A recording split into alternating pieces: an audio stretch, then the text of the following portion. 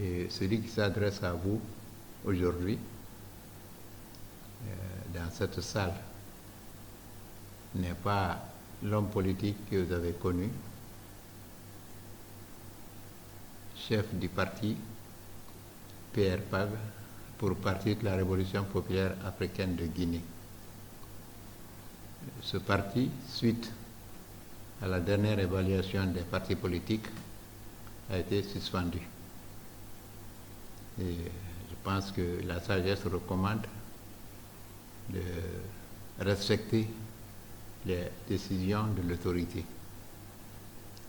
Aussi, avons-nous pris acte de cette décision, malgré des réserves que nous avons sur certains points qui l'ont motivé. Nous avons donc pris acte de cette décision pour nous y conformer scrupuleusement. Donc vous avez devant vous, ce matin, pas Ismaël Condé, chef de parti politique, mais Ismaël Condé, citoyen ordinaire ou simple citoyen, qui est animé d'un certain souci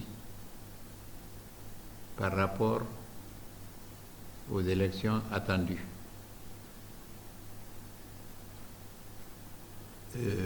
C'est une vérité de la police que de dire que les élections, à partir du moment où l'Afrique est retournée au système du multipartisme, les élections rarement se déroulent sans provoquer la violence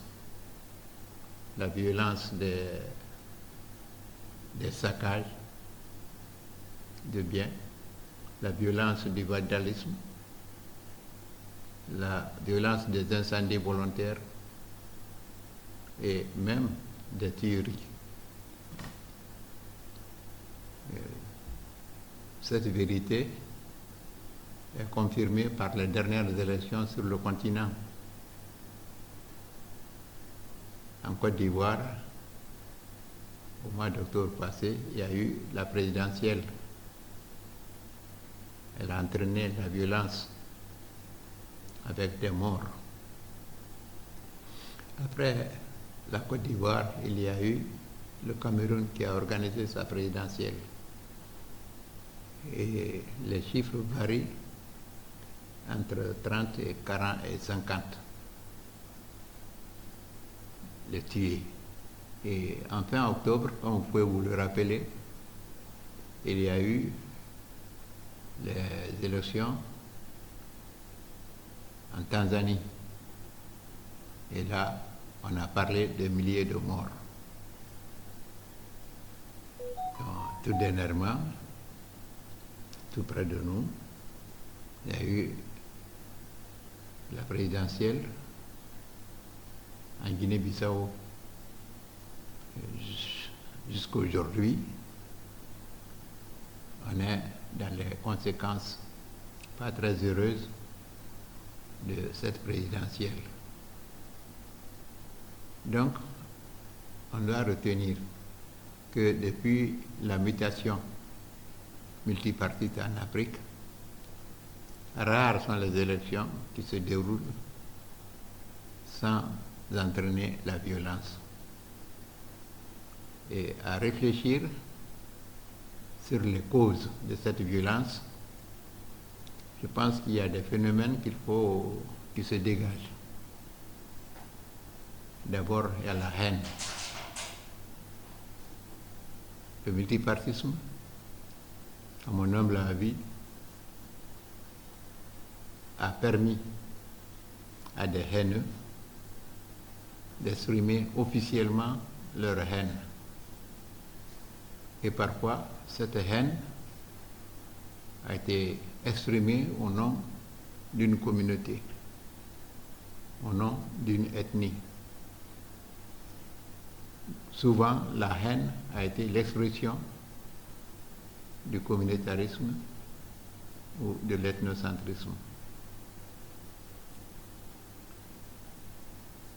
Un autre phénomène qu'il faut faire ressortir comme cause de cette violence qui affecte nos élections multipartites, c'est la volonté résolue des tenants du pouvoir de se maintenir au pouvoir pour s'assurer l'impunité face à des égarements, face même à des crimes qui ont été commis. Donc, il faut retenir que l'une des causes de la violence qui affecte les élections sur le continent africain, c'est l'ethnocentrisme. Donc, le développement de la haine est généralement la cause profonde ou la manifestation courante.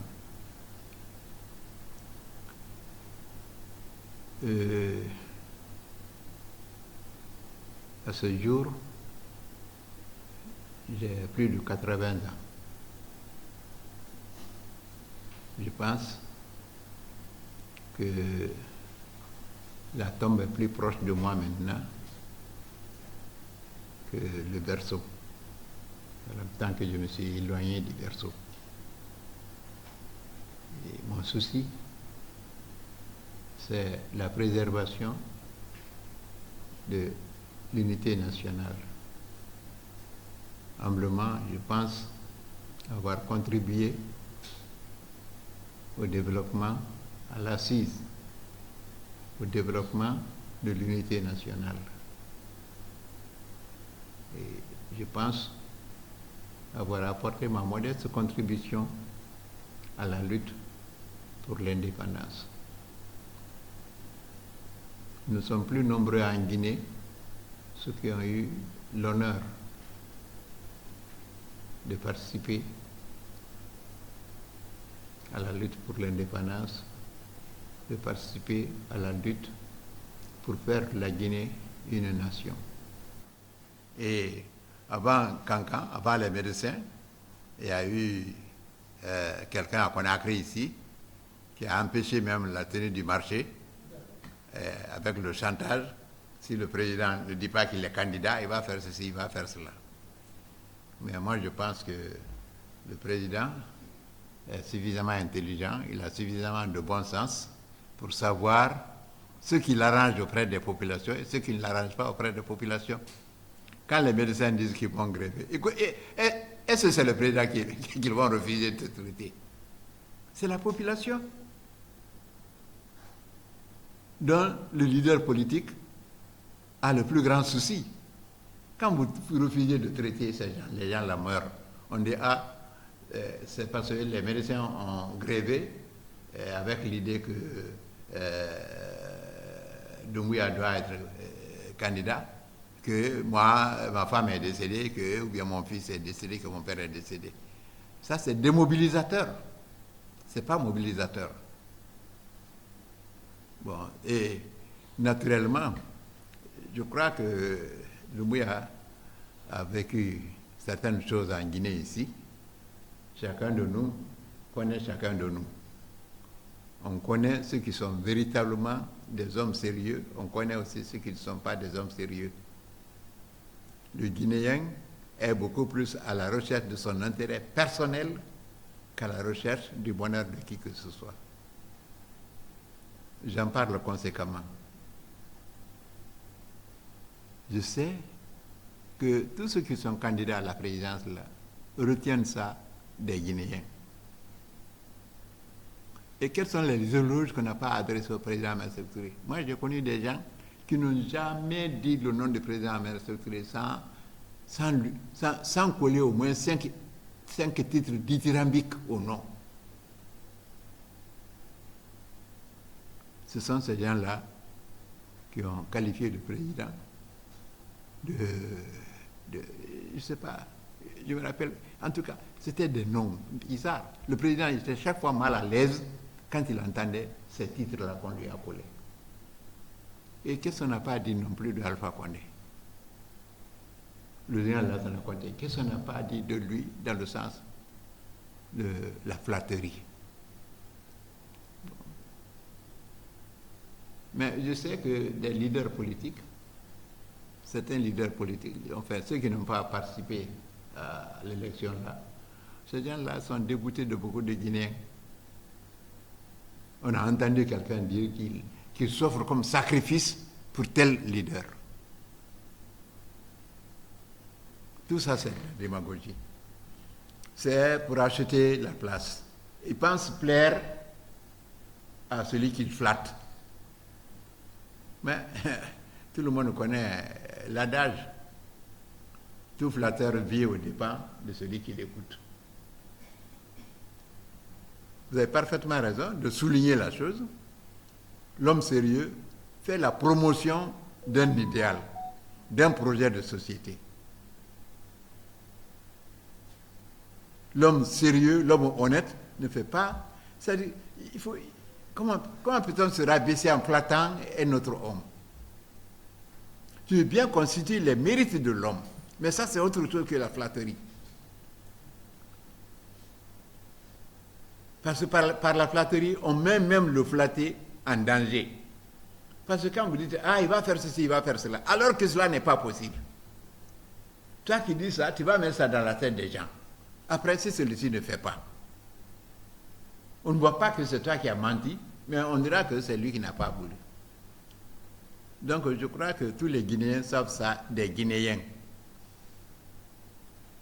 Je suis d'accord avec vous qu'il faut s'en soucier, plutôt faire la promotion d'un idéal, par exemple l'idéal de la justice, l'idéal de la lutte contre la corruption, parce que ce qui fait, ce qui s'adonne à ce griotisme-là, parfois ce sont des gens qui ne veulent pas qu'on fouille dans leurs affaires, dans leur passé. Donc que celui qui est élu, celui qui va passer comme président, eh bien, ne s'intéresse pas à lui dans le sens de vérifier son comportement, son attitude. Mais je crois que tous les Guinéens, ceux qui sont candidats à la présidence, ceux qui ne sont pas candidats à la présidence, tous les Guinéens, nous nous connaissons bien entre nous. Alors, moi, je voudrais vous calmer dans votre peur.